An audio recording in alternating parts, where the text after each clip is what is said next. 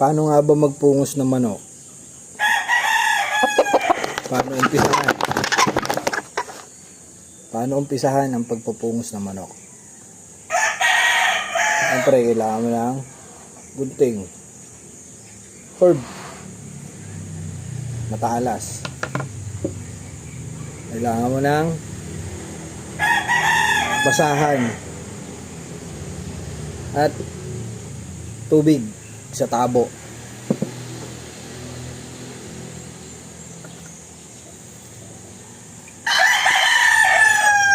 Bago mo umpisahan yan, kailangan basahin mo muna siya.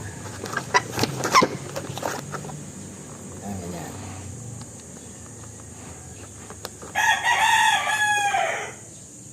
Basahin mo muna.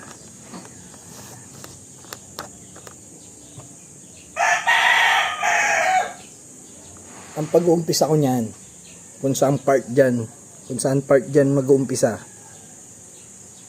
kailangan dito ang uunahin mo. Uunahin mo to, yan, unahin mo yan. Tapos kabila. After mo matapos tong dalawa, ito na ang taas yung kahulihan mong tatanggalin. Kasi nandito talaga yung madugo sa taas.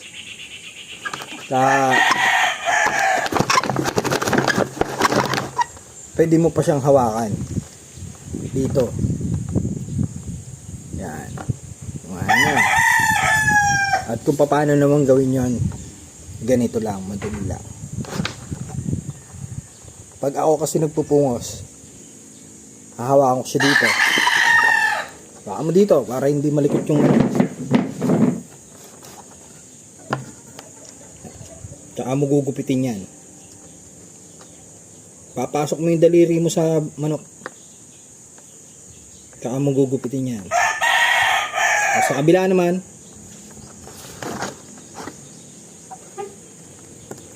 ganun lang ulit. Ganun lang ulit. After maubos yan,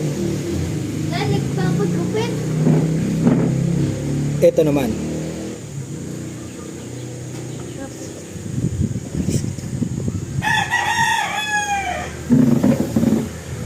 Yan. Tapos dapat mabilisan lang.